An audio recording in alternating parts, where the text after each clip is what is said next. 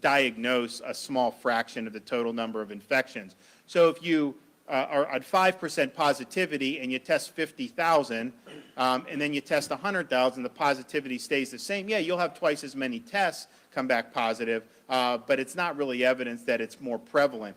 When you are seeing the positivity increase, more people out of whatever amount you're doing testing positive, that's an indication of the positivity increasing. And so some of these things we've seen over the last 8 days, I know the media say, oh, this record case, it's basically been the same. I mean, yeah, when we do 85,000 tests, we're going to have more. If we're doing 40,000 tests, we're going to have less positives. But the percentage has been pretty consistent. Now, we want to get back down on that 4% that we were in May and early June.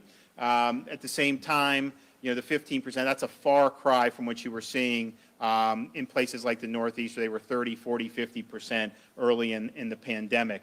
And in fact, we are now at the point where we've tested 10% of the state's population, so 2.2 million people. We got about, obviously, a little under 22 million Floridians, and so that's a lot of tests, but I think it's something that was significant. We wanted to expand testing, and we've done it. And then here's the stats for the last week. Almost 400,000 people tested, 14.8% tested positive. So again, if you take the May percentage, we would have probably been 4 or 5%. So that's going to generate a lot more tests, positive tests, when you're testing at 14.8%. And the positivity is not uniform throughout the state of Florida. If you go down to Miami-Dade, they've been 20%. You look at Hillsborough, they've been between 15 and 20%. I think Orange County has been over 15%. And then there's other places that have been less. And, may not be, some places were 1 or 2% in May. Now they may be 6 or 7. So you have seen an increase in the positivity, but there are a lot of parts of Florida that are still in the single digits. So obviously we want to keep it that way and then be able to do. And then the median age is really significant. And I'll talk a little bit more about that in a minute. The median age of everybody testing right now positive for this past week is 36. And as we've seen the cases increase, the median age every single day has been in the 30s, sometimes as low as 33. Why is that important? Well, because this is a virus that does not affect all age groups equally. It's much more lethal for people who are in their 80s and 90s than it is in your 20s and 30s. And I'll go through some of the numbers, but basically, if you're under 40 and you don't have significant comorbidities, the fatality rate for this is pretty close to 0. So who is testing positive is just as important as how many people are testing positive. This is probably a 2-decade shift from where we were with the median age at the end of March, beginning of April. We had been in the 60s, then in the 50s, and then as this upswing has really been driven by a lot of people in their 20s and 30s testing positive. And so here's an example of kind of the risk profile by age group, which is very, very important. So you look in kind of the younger, kind of the 15 to 44, that is where the bulk of these positive tests are now coming from, and particularly that 25 to 34-year-old age group. I mean, far and away, it's blowing everybody out in terms of positive tests. You look at the COVID-related fatalities, and in those age groups, I mean, the rate is incredibly, incredibly low. Many of the people in their 20s and 30s who are testing positive are asymptomatic.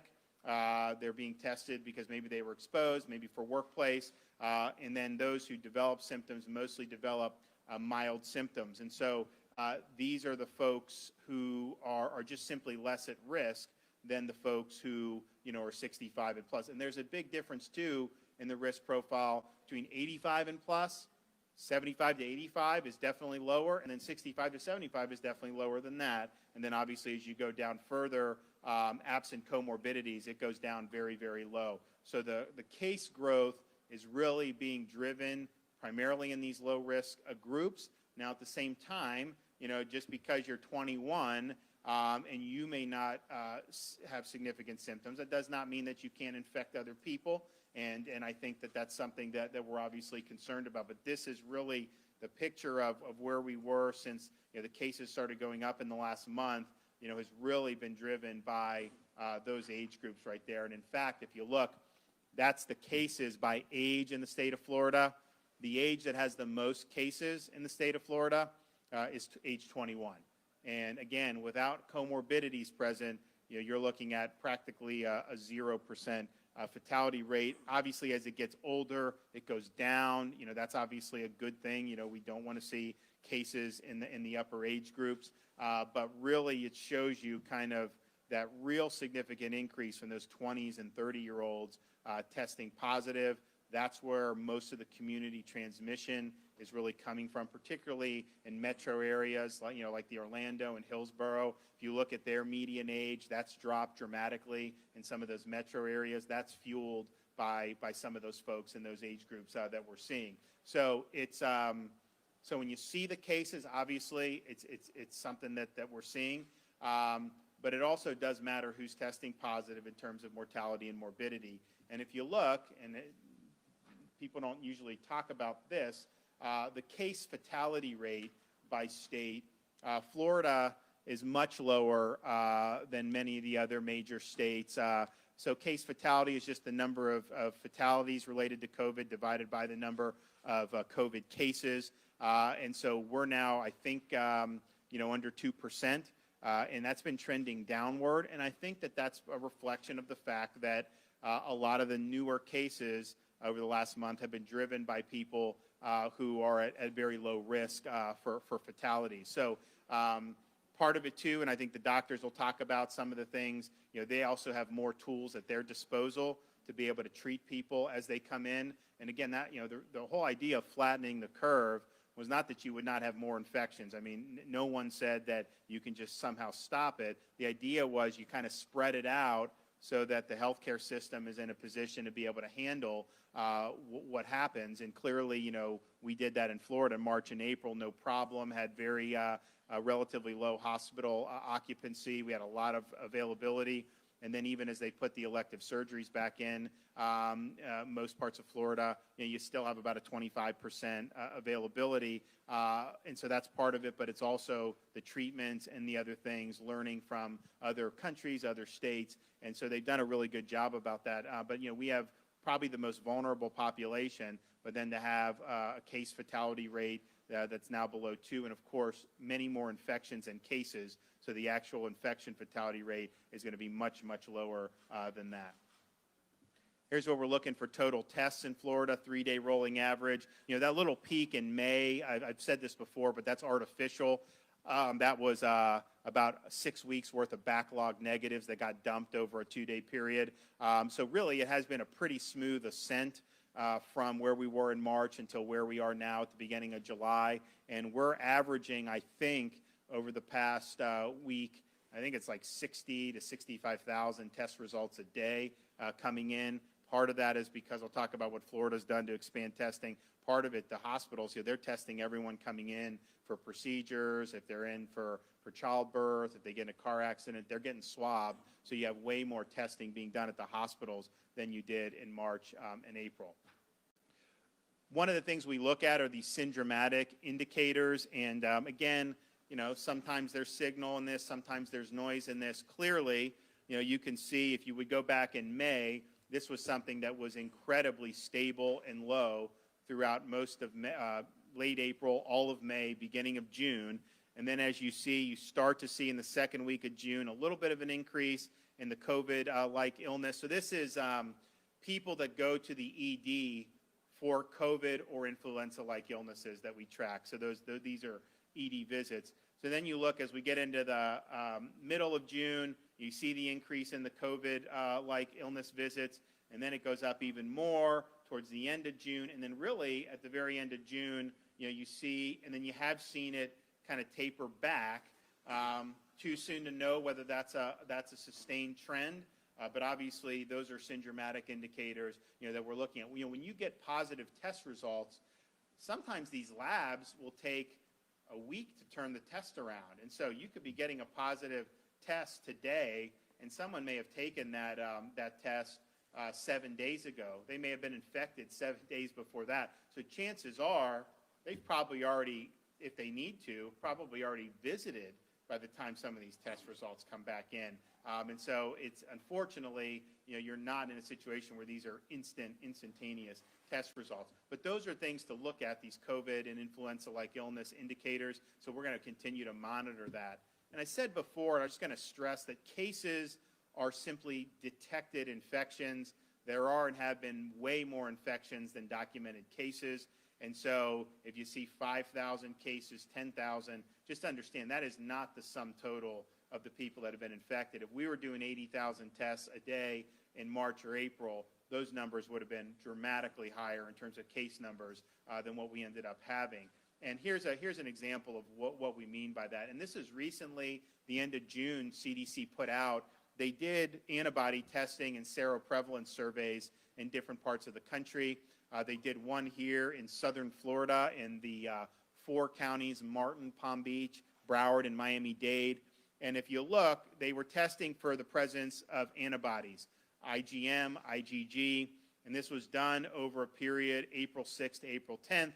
At that time, there had been 10,500 cases reported.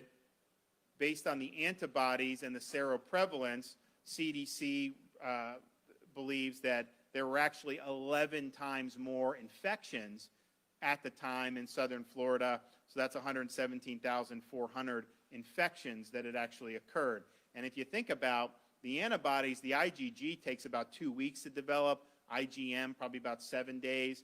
So if you're testing kind of at the beginning of April, these are infections that may have happened in February, but certainly the first couple weeks of March, probably not that much later by and large. And so that seroprevalence clearly would have increased by the time you get into April. And then so if you want to know what the seroprevalence was on, April 10th, you really need to figure out when those infections occurred, when the antibodies developed. And so I would imagine, and the University of Miami has done this for Miami-Dade, they've had infection rate, I think, 16 times higher than the number of cases. We do antibody testing throughout the state at our drive-through sites for healthcare workers and for first responders.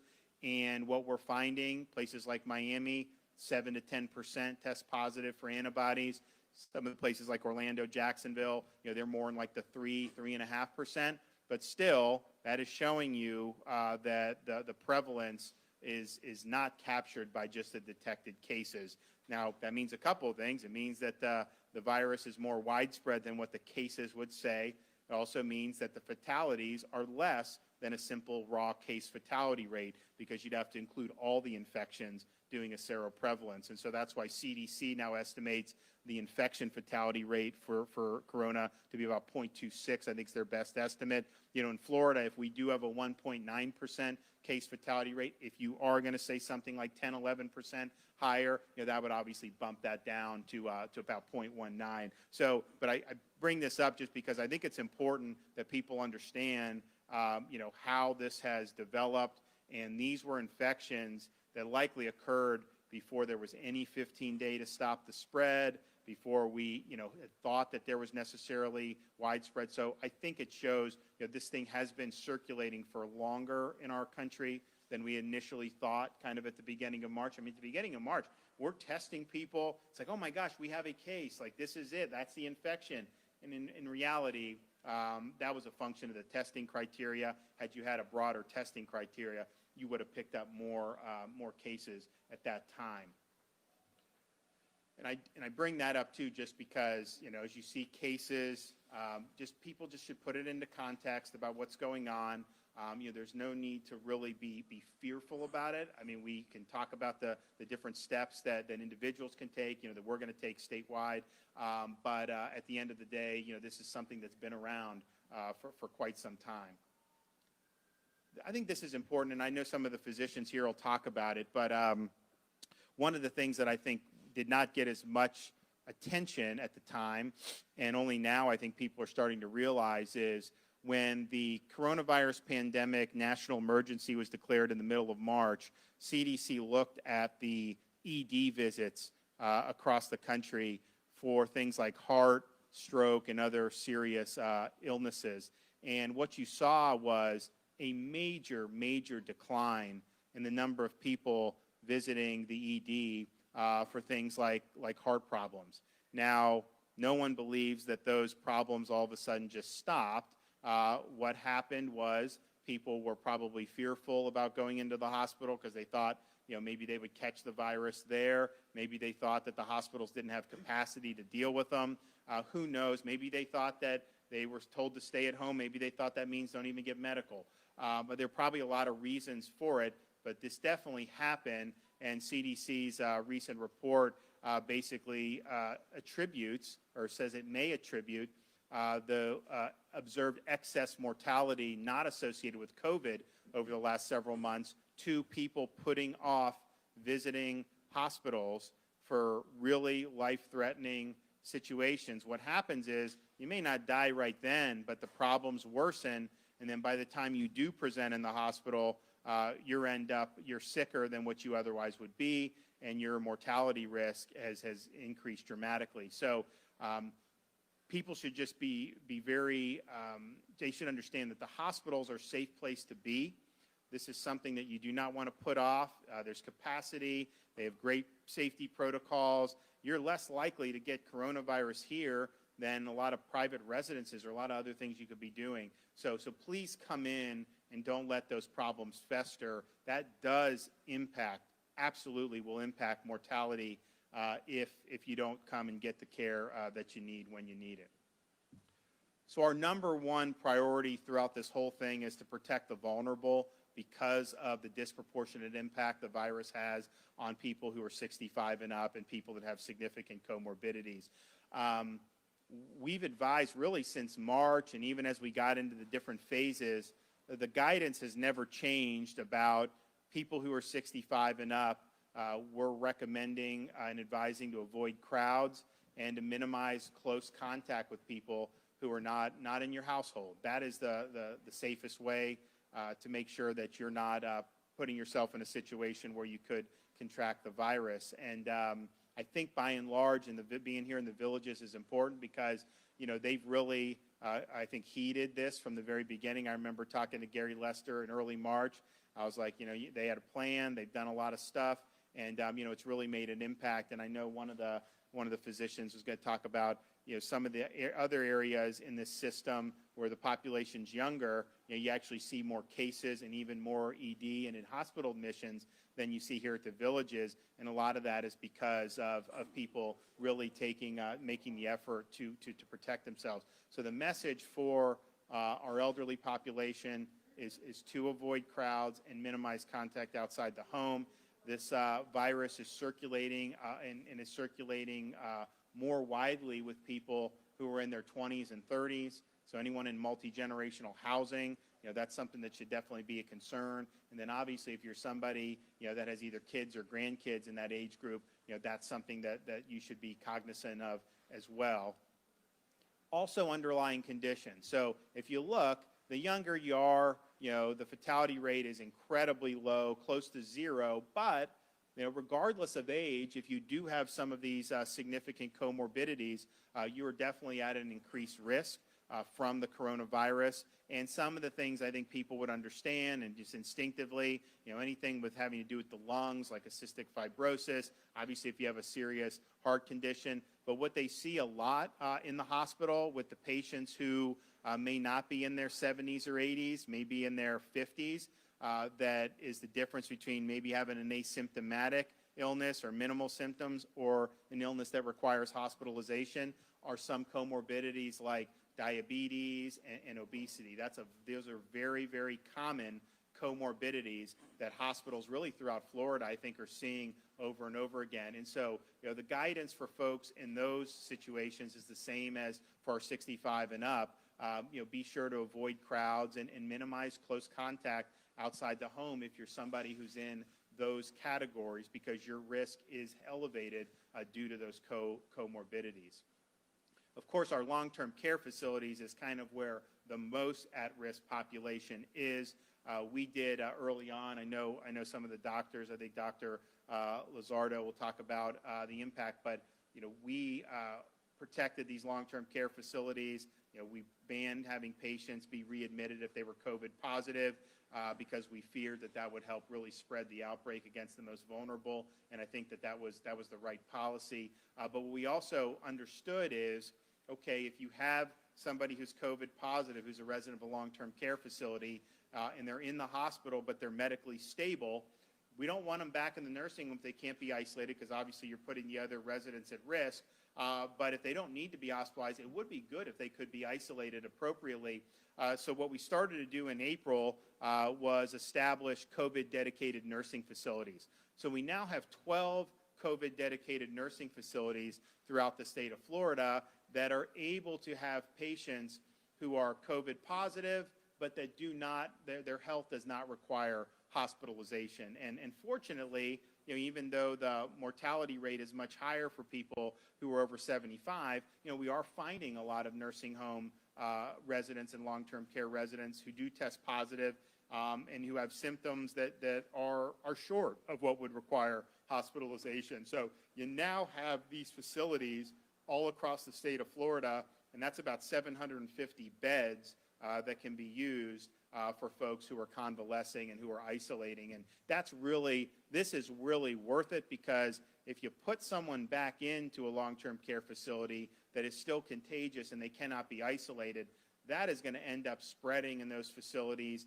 and you're going to end up seeing more patients come to the hospital. So I want to thank Secretary Mayhew for working hard over the last couple months to do this. I think this is going to be really significant. We didn't have this in March and April. First one was brought in the middle of April. Now that we have this, really puts everyone, I think, in a better situation. It's better for long-term care facilities, better for hospitals, and really better for the residents in all these situations. The other thing we're doing from April through probably the middle of June, we went through and tested the long-term care residents, tested staff, which was important. But what we're also doing going forward is all staff members at long-term care facilities need to be tested once every 2 weeks. And so we have a program in place. We're providing the different types of tests for that. Now, I will remind people, you are going to see positive tests with the staff. When we did it the first time, we had about a 3% positivity rate. Now that this is something that is more prevalent in the community, that is likely to be reflected in these staff members. And so I'm hoping that it's lower than the 15%, and it may be, because they have tested lower than the general population throughout the whole time, but we're apt to see that. Now, what we will do is, obviously, they will be isolated, and they won't be interacting with the residents, and so it's an important screening mechanism to keep doing. But you got almost 200,000 people who work in these. We've got over 4,000 facilities throughout the state of Florida. So you have over 200,000, almost 200,000 folks who are going to be tested every 2 weeks. So that's going to be a lot of tests, and it's going to be and it will be some new cases without question. But if you isolate them, then we're protecting, I think, the vulnerable in the way that we really need to. And of course, we have almost 85% of the corona-related fatalities have occurred in age group 65 and plus.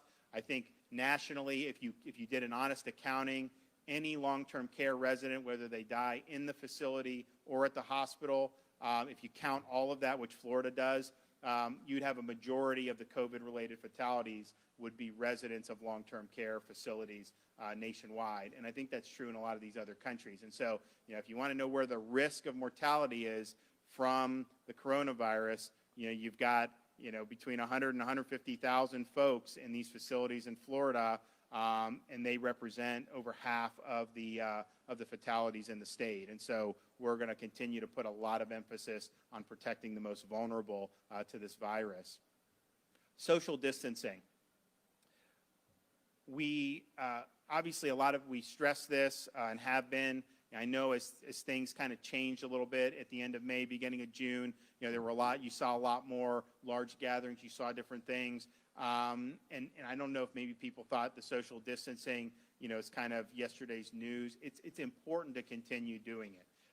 And so we're really pointing out the best way you can protect yourself, but particularly protect our most vulnerable and slow the spread, is to avoid closed spaces, crowded places, and close contact settings. And sometimes that can be all three. I mean, if you're at a private party inside an air-conditioned house and people are shoulder to shoulder, and you're talking over music or something, that is going to be incredible vector for transmission.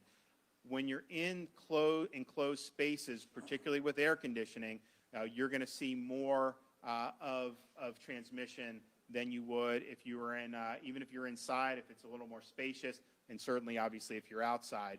But the social distancing is important because if you do it, you're not going to get infected if you're maintaining the appropriate distance. Now, we've also said now since May that if you can't social distance, wearing a facial covering can cut down on the transmission. We believe some, but it's not in lieu of social distancing. If you can social distance, you still want to do that because that's the best way to prevent infections, whether you infecting somebody else or somebody else infecting you. So those closed spaces, crowded places, and close contact settings really are what makes this thing spread. And we now know, I think, pretty clearly, outdoors, fresh air, sunlight, heat, humidity, it's less risk.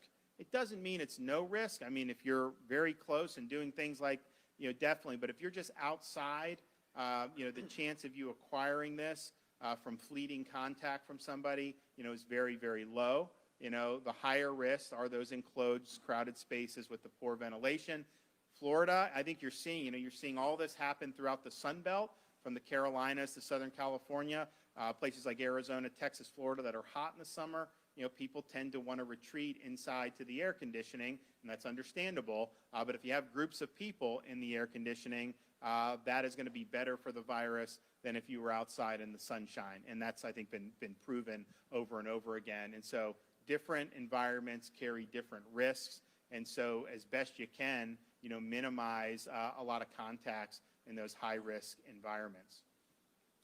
So we talked about, back in March, the mantra was flatten the curve. I mean, people don't really, talk about that as much anymore, but the theory behind it was, if you had infections just spike, you could have patients flooding the hospital, the system may not be able to handle it, so we wanted to slow the spread.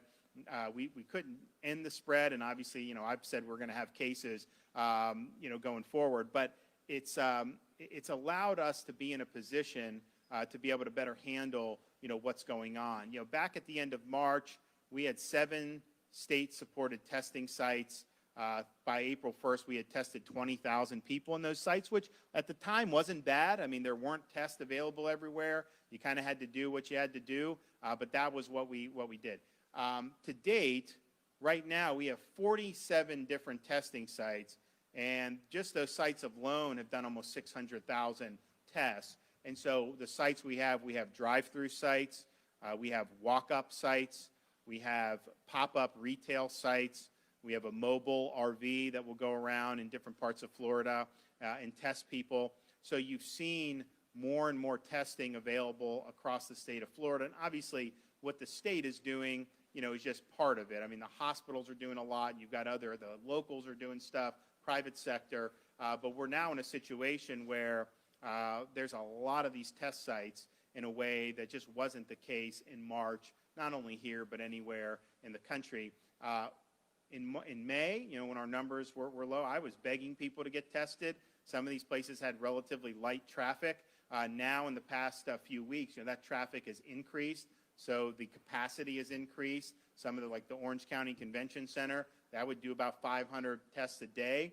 Now they're doing 1,750 a day, and they've expanded lanes and done some of the other things. Some of these retail sites would do 25 a day. Now some of them are doing 150 a day. So you've definitely seen more of an interest in getting tested, which is good. One thing we are going to do, though, is make available on a wider basis antibody testing. And the reason is you've got a lot of people now who are testing who aren't presenting with symptoms, maybe because of work, maybe because someone they know got infected. And the problem is if you're negative, it doesn't mean that you can't get it the next day. I mean, it's really a fleeting thing to have a negative test. If you do an antibody test and you have the antibodies, well, that's something that's very significant in terms of the information. And so for somebody, if you're not symptomatic, those antibody tests really would be good. They can detect a recent infection. If you have IgM antibodies, that means that you've likely been infected within a relatively recent time. IgG antibodies would be, at least 2 weeks prior, maybe longer than that. But right now, we've been doing it for healthcare workers and for first responders. But I think it's important for folks to be able to have access to that. So we're going to be working on ways that we can get more antibody testing out. The good thing about the antibody test, you get the results in 15 minutes. Bad part is it's a blood test. It's not a swab. So some people would rather be swabbed than have the blood taken. But it is good information to have. So we're going to be working on that. But the testing is so much better today than it was in March and April. And that includes the hospitals as well as the state of Florida. Another major issue that we were concerned about in March and April was personal protective equipment, particularly for first responders and healthcare workers. Our Department of Emergency Management has sent out huge amount of resources to hospitals, but particularly to long-term care facilities. We imposed a PPE mandate on them in March, and then we sent the N95 masks, we've sent face shields, we've sent gowns, we've sent this stuff to them. Obviously, we've also helped the hospitals with things that they've needed. Now, I have not talked to any hospitals who are having problems with PPE at this point, which is a great thing. But we're in a much better position than we were prior to April. You also see part of the reason I think the fatality rate is lower is because you have better treatments today than you did in March. We brought a lot of hydroxychloroquine to Florida to have that as an option. A lot of physicians, you've used it the whole time and like it. There was a study that came out in the Lancet that had to be withdrawn that said it was bad. Now Henry Ford Medical in Detroit says this has been very helpful. Bottom line is we want to provide that for physicians to make those decisions with their patients. The convalescent plasma has had success. The remdesivir, which we work with HHS to get to the hospitals, has had success. And then you've got things like the steroid and these other therapies. So the patient experience is much better today than it would have been in March or the beginning of April. And obviously the physicians have learned a lot about the virus, which is a really, really good thing. So flattening the curve, you are pushing infections out longer, means you have to deal with it longer. But I think in terms of outcomes, you'd much rather be in a situation now than have to have done this, at higher levels in March and April in terms of positive outcomes. So support the healthcare system, one of our main pillars. There's a couple things that I think some of the folks have asked for. One is I was with the Vice President on Thursday. They obviously want to be helpful in any way they can. One of the things that we see a need for is some personnel support for some of our hospital systems. And the reason is we have 15,000 plus beds available. The census, 25% are available. Obviously, hospitals you'd want to run probably at 90% capacity normally. So the beds are there. The issue is how the personnel can be used. So, for example, in Miami-Dade, their largest hospital system, Jackson, they have almost 40% of the people that come in for non-COVID things like car accident, childbirth, are testing positive. Now, they're asymptomatic. They don't need to be hospitalized for COVID.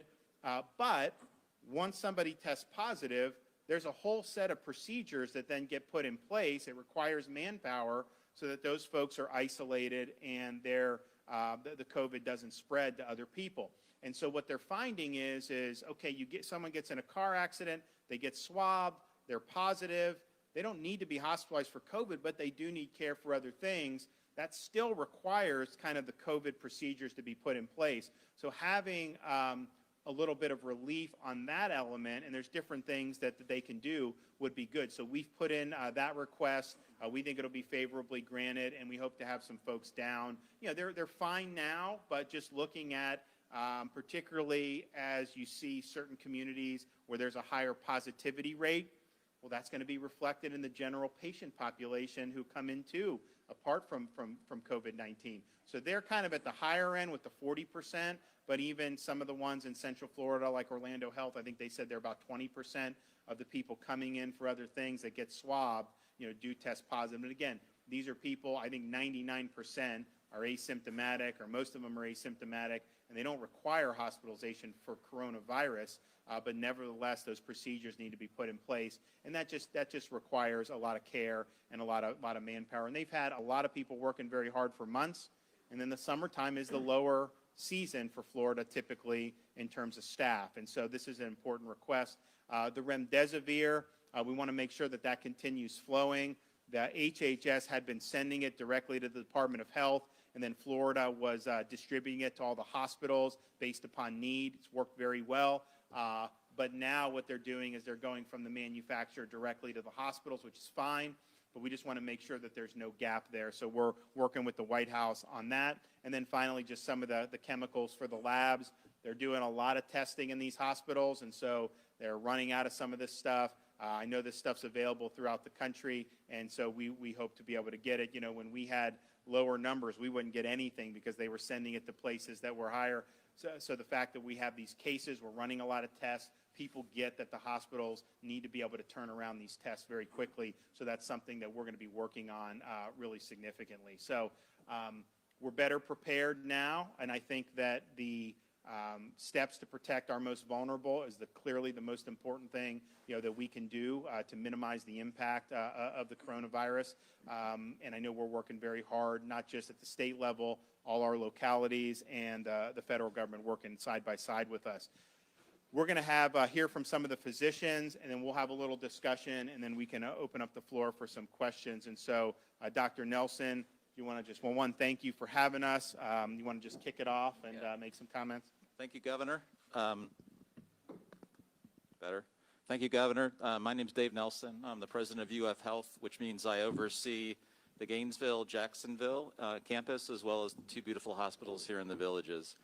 I'd like to give maybe a little reflection at a system level for what we're dealing with in terms of COVID-19, and then I'll let my colleagues give you more specifics.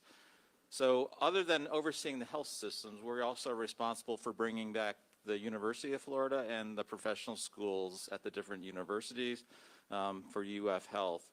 And so just to give you an idea, we currently have done well over 40,000 tests. And so we have been testing a lot throughout this current pandemic. We use a technique called pooling, which is we don't do a single test. 10 people in the audience, we take 10 of your samples, put in a single test. And if it's negative, all 10 are negative. If anyone's positive, you go back and have to test each one. It's a resource that allows you to save those precious reagents that the governor just talked about, and it allows us to turn 1,000 tests a day into 10,000 tests a day. It's just an example. So we have probably over-tested, I think, if many people had asked, but we're very interested in ensuring a safe healthcare system and a safe university for the students to come back to. In the last week or two, we've seen, I think, what everyone has been talking about. We have seen a dramatic increase in the number of asymptomatic employees and students, which we just tested 20,000 in the last few weeks.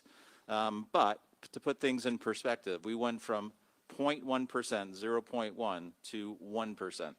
So if you're walking in off the streets of Alachua County, coming back to work, the likelihood of having asymptomatic infection is much lower than much of the rest of the state. So we've been very fortunate. However, in our three healthcare systems, we have last week saw a spike in diagnoses, cases, as the governor referred to them, and we had a little over 500 positives.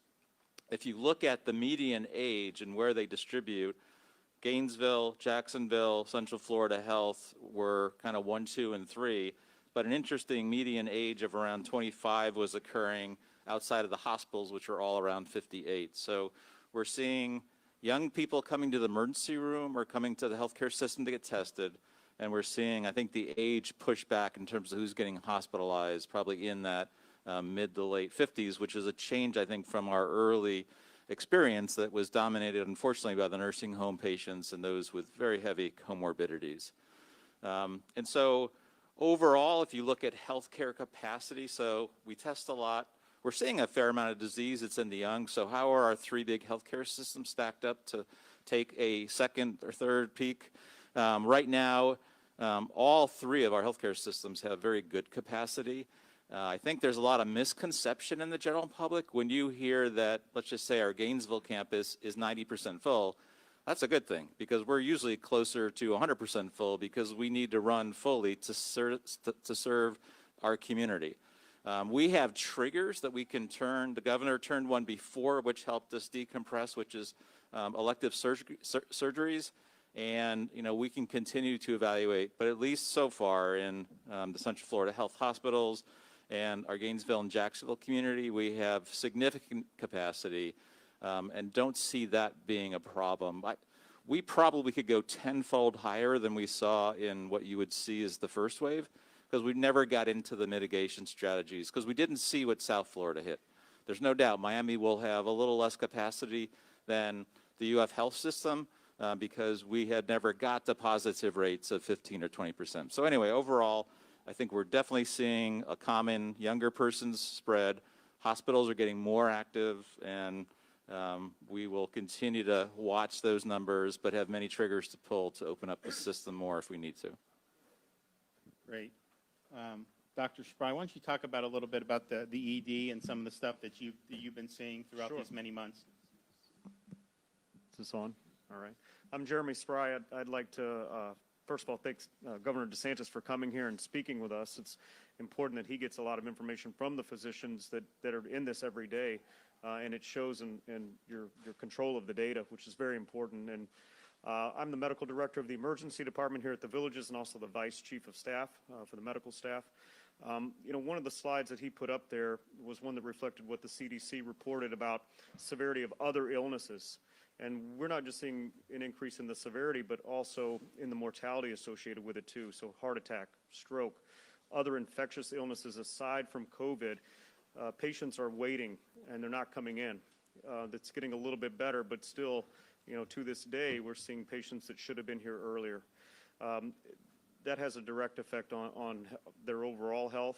There's going to be issues with delays in cancer diagnoses for not just reaching out and coming to the ER, but also to even their primary care physicians. So, my job today is to let the public know and reassure them that our policies that we have and procedures in screening patients and visitors and staff on a daily basis, the hospitals are very, very safe. And, we're here and ready, and if you've got anything that you're concerned about, come in, don't delay. Great. Dr. Luzardo, can you talk about some of the stuff you're seeing? And then, you have mentioned some of the nursing home components. So can you speak about that as well? Absolutely. Once again, thank you, Governor, very much for having us here and for coming to be with us here at UF Health. COVID presents some unprecedented challenges, things that none of us have seen during our careers. And probably one of the biggest challenges is the wide range of outcomes related to age. So in other words, in one group you see very little bad outcomes, and in another group you see devastating outcomes. But yet I remain optimistic. It's a bounded optimism, so it's got its limits, but I'm still very optimistic. And why is that? The reason being is that, the governor said it himself, is that probably the single most important intervention that we've done has been to focus on the nursing homes. And I couldn't agree more.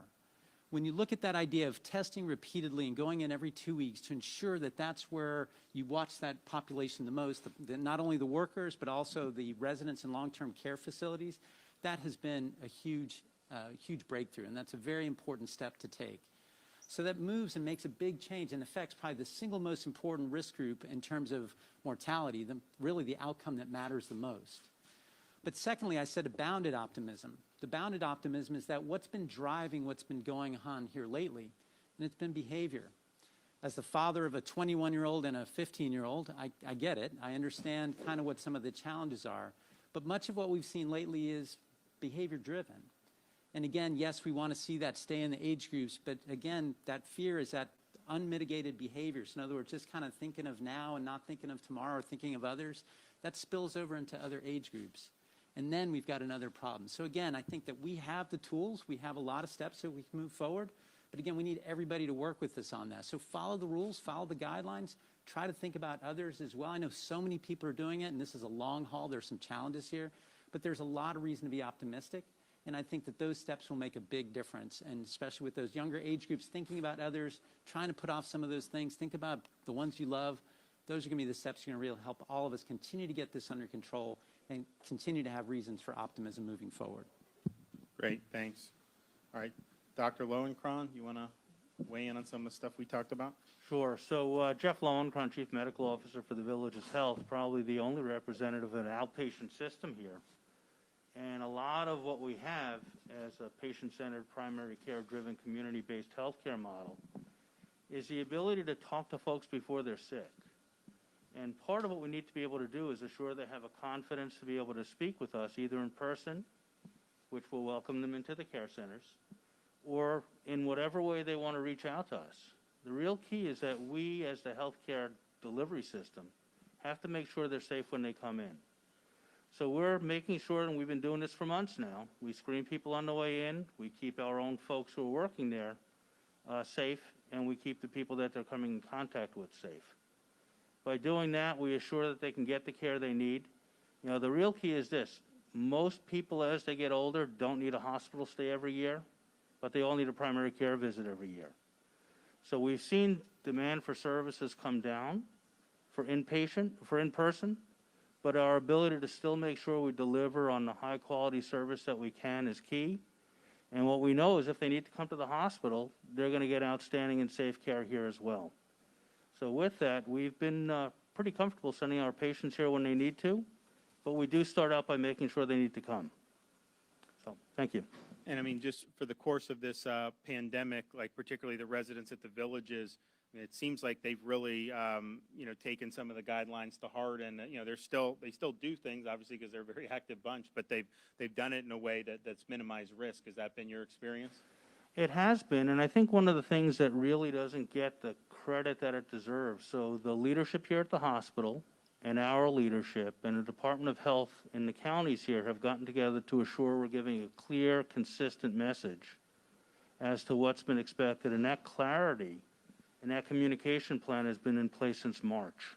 So we've had ongoing, almost initially daily, sometimes 2 or 3 times daily conversations. Now it's probably just twice a week. Yeah, and I know that there were certain things, some of the big indoor gatherings, whatever, they stopped in March, and they've continued to monitor. And I think that they had planned on maybe doing something sometime this month, but I think they were just waiting on that. And so that's very much focusing on the facts and making those decisions. And so I think from the very beginning, remember when I called Gary at the beginning of March, and they had a plan and they've executed, and that's really what you need to do, and that's part of the reasons you've had the very low numbers here, even though you have a more elderly population.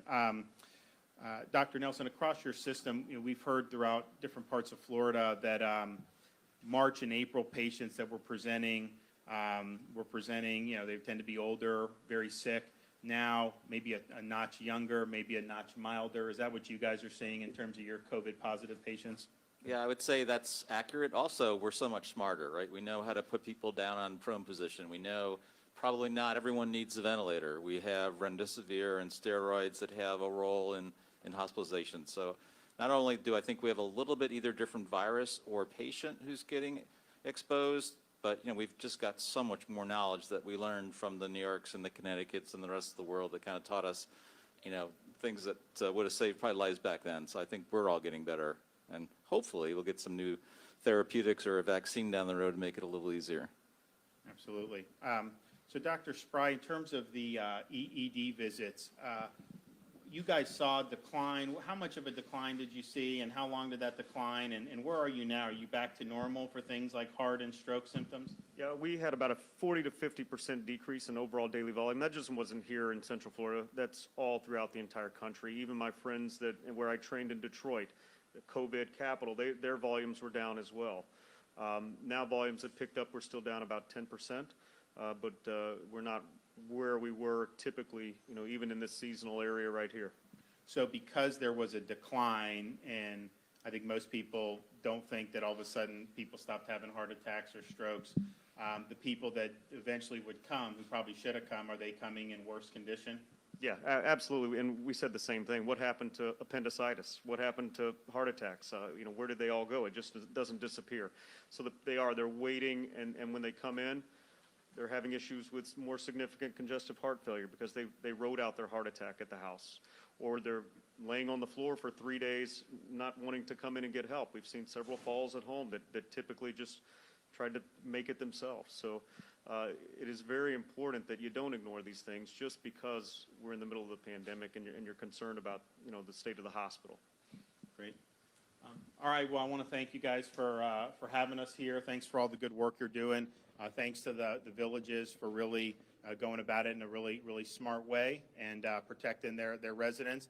And of course, we want to continue to do that. As we've seen this positivity rise, as we see, 15% in communities, maybe not quite 15% here, but in a lot of parts of Florida, as you start to see that, it's very, very important, that we continue protecting the vulnerable. Obviously, we've got a big apparatus in place with the long-term care facilities, very important, but also our 65 and up population, that they're minimizing large crowds and close contact with people outside their homes, and folks who aren't in that age group or don't necessarily have comorbidities, to understand that particularly in the 20 and 30s, you're seeing this thing circulate more widely. And look, this was probably circulating amongst that age group in March or April. We just weren't testing for it. But I do think it's circulating at a higher rate now, or certainly has in the last few weeks, than it would have been detected even if we were testing a little bit more aggressively. So that's out there. And so what you want to do is just be cognizant of that, particularly in those 20s and 30s. You do see more infections there than anywhere else, any other age cohort. And so grandmother, parent, please keep that in mind over these next couple weeks. With that, we're happy to take some questions. Yes, Governor, ma'am. you talked about how social distancing is not old news. One of the big news stories this week is Walt Disney World, the reopening of their parks. Do you think that's still a good idea, and at what point would you consider having the theme park shut down? No. The theme parks have been doing great. I mean, Universal, if you look at what they're doing, and that's, I think, the lesson is we have to have society function. You can have society function in a way that keeps people safe. And when you have all the different procedures that they have in place, people are going to be, it's a safe environment. Disney, I have no doubt it's going to be a safe environment. I think that where you start to see the spread is just in social situations where people let their guard down, usually like a private party or something like that.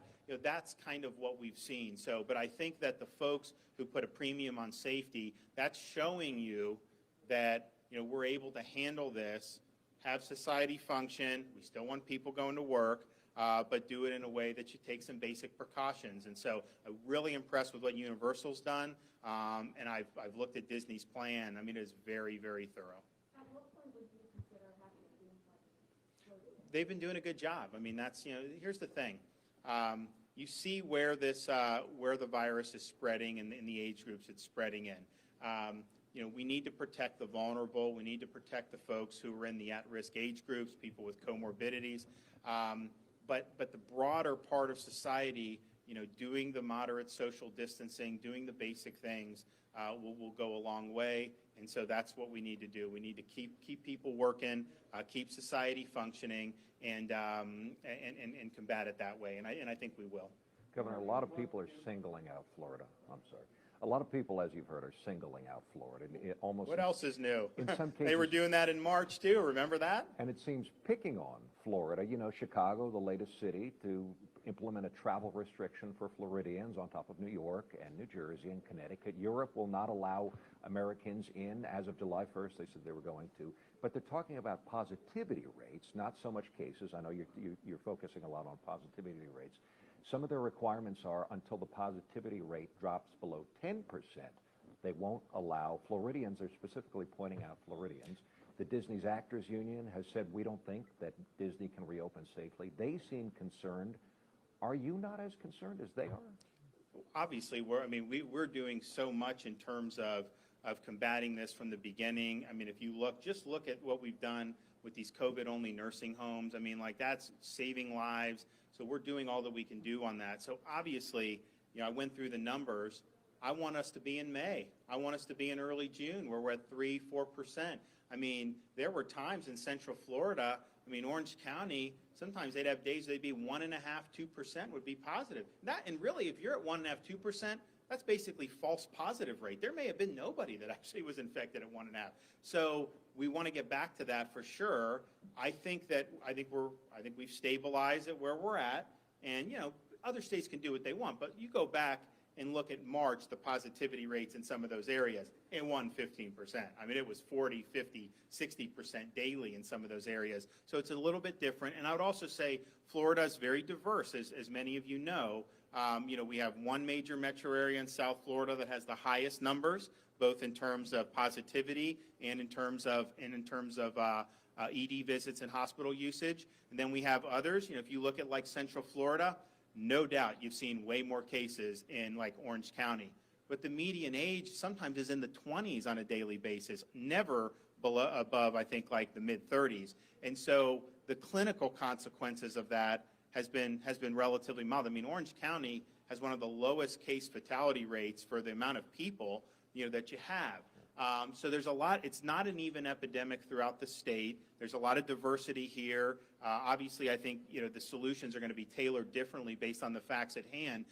But I think that we're much better off today than we were in March, and we're much better off to weather compared to what some of those other areas are. So yeah, look, they can do what they want on Florida. I would not do that if I were them. When I took the action against the Northeast, it was factually the case that tens of thousands were coming to Miami right at the height. I didn't necessarily want to do it. Hell, I got a lot of private blowback because I know people that travel back and forth, and they told me, they're like, look, we're fine.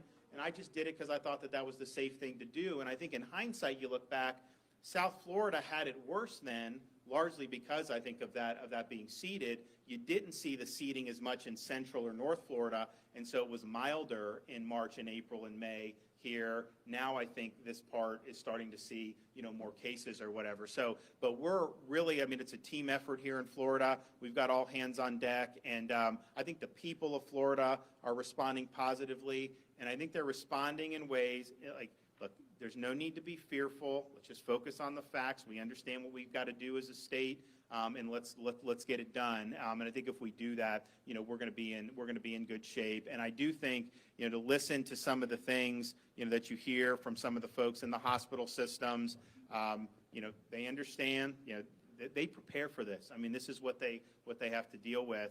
So we're in constant contact with all those folks. As I mentioned, the personnel that we're going to bring down is largely because of non-COVID related illnesses that people are in for other reasons. They test positive for COVID, and all the procedures that then go in, that then takes away some of the manpower. So we want to be able to help supplement that, the remdesivir, all these things. We're going to continue to do that, and I think do it very well. So so we're going to be okay. Are you going to lift that travel order, How do you Governor? respond to the president's message that 99% of people with COVID-19 are going to be totally okay?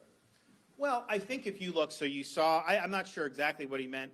In Florida, the case fatality rate is under 2% now, which is much lower than a lot of these other states. Now, obviously, if you don't die, some people have nasty illnesses and hospital stays, and we shouldn't minimize that. I mean, obviously, we're focused, number one, on the fatalities, the care homes in those areas. So you do that. But I do think if you look at the infections on top of just the cases, which may be 10 times as many, the rate of lethality is much lower in an infection fatality rate than a case fatality rate. And it's something, even the CDC has said 0.26%. I will say, though, for the people that are testing positive at the highest rates in Florida, those 20-year-olds and the 30, by and large, they're presenting very mild or asymptomatically. And that's obviously a good thing. It's a good thing in terms of the health outcomes. Now, it makes it harder to contain the spread, because if this was SARS-1, I don't even think you were contagious until you were really ill. And so you'd get ill, you could isolate, and you really could stop it. Here, most of the people who have it under 50 are not exhibiting symptoms or very, very minor symptoms, not enough where they would want to go seek medical attention. It sounds like the president is trying to minimize. No. I'm not minimizing it, but I think we should also have proper perspective. When we went into this, there were people saying that, 20-year-old was just as at risk as a 90-year-old, and that's just not factually true. We know where the risk is. We know who the comorbidities that are impacted. We've got data on this now. We know who the folks who are more vulnerable, who need to be protected. So it's a very serious thing. And I don't think he was trying to minimize it, but I mean, clearly we viewed it as serious from the beginning in January when we were monitoring it. But at the same time, when you hear news about cases, I just think that should be put in the proper context and perspective that the #1 age for cases in Florida is 21. And if you're 21 and you don't have significant comorbidities, your fatality rate is pretty much zero with that. And so that's good to me. That's comforting to know when you see the cases that it's affecting folks who are less likely to see clinical consequences than some folks. And I've said this before, even before we started to see more cases. From a clinical perspective, 1,000 cases under the age of 30 is going to be less significant than 50 cases in a long-term care facility. That's just the way this virus works. It's very much dependent on age and on the comorbidities. At the end of this month, the federal PUC $600 payments that people on unemployment have been getting is going to expire. And a lot of people have been depending on that, as you know, if they're unemployed. Do you support the idea of extending that unemployment for longer as people want to go through the end of the year? Do you support that? Well, what I would want to see, I think, and they're discussing it in the Congress in this next round, if they do a next round, is providing people, if they do go back to work and take their old jobs, maybe a financial premium to do that. Because right now, there is a disincentive, depending on where your wage is. If you had some type of premium, then there's more of an incentive to want to go back. And so I think that they should structure it differently. But I would support them doing something to be able to, to get people, to keep them on their feet, get them back into the workforce and do. I mean, we've seen a lot of people get back in their jobs after the kind of the March, April shutdown. The problem is that I see is, some of those jobs are definitely going to come back. But the question is it going to be 50%, 90%? I mean, if it's 50%, you're going to have some problems. If it's 90%, we're going to be able to kind of deal with it. So here in Florida, we obviously haven't had the job numbers yet for our state in particular, but if you look at the national numbers, we're obviously anticipating a positive increase here in Florida to be reflected from June. And then obviously we want to continue to do that as we move forward in a very safe way. Well, I want to thank the folks here again for all their hard work. I want to thank Dr. Nelson for partnering with the state on a number of very neat projects. We did a surveillance project at the villages, I think it was probably March or April, pretty early on, and we wanted to try to figure out what percentage of people are asymptomatic, because at that time, you wouldn't even get a test unless you had symptoms, which a lot of the people testing positive now probably would not have met the criteria. But at that time, there was an age component and there was a symptomatic component. And we said, okay, that makes sense because we had limited resources. But what about asymptomatic seniors? So they tested, I think, what'd you do, 2,200 or 1,400? 4,000. They did 4,000 asymptomatic seniors and not a single infection, right? Less than 1%. I mean, I think the first round they got 0, then they did more, they got a few. But I mean, very, very low prevalence. Now, part of that is they were doing a good job here at the villages. Part of it, I think, as we now know, is, you didn't see this really come through Florida, outside of South Florida, until we got into June. So I'll bet you if we did it, they'd probably be higher now. Hopefully still pretty low because they've done a really good job here. But that's just something that, and then UF Health, they started doing the testing in low-income neighborhoods, public housing, and that really provided the inspiration for us to do all of our walk-up sites. So we have all these walk-up sites in underserved or low-income neighborhoods in different parts of the state now where people could go. Had a tough time getting a lot of people to test in May, and then all of a sudden in June, now we got a lot of people going through those sites as well. But that's what they're there for people to be able to do that. And so what they did in Jacksonville really informed us to say, okay, it's one thing to have a big drive-through site. It's one thing for the hospitals or a doctor's office to do it, but we really need to bring testing to the people and get it in areas which are very convenient for folks. And quite frankly, not everyone has access to a vehicle all the time. So we wanted to do that. And it's been very, very successful. So we look forward to working with you. One thing I would like to see is, I think we need a statewide, scientifically valid statewide seroprevalence study. So if you guys are interested in helping with that, we have one University of Miami, Miami-Dade. We have this dated one from the CDC now for Southern Florida. But that is really, really important to know the seroprevalence throughout the state, because the higher the seroprevalence, the less the ability the virus is going to have to spread. So some of these areas, that have hit 15, 20%, the virus doesn't expand as much. So if you have a very low seroprevalence, then it's got more potential targets to reach. So I think it's very important, not only as we get through this period, but not knowing what may happen, in the fall and as we get into flu season, to have that source of information, I think is going to be very, very important. So we want to work to get that done. All right, thanks, everybody. Thank you.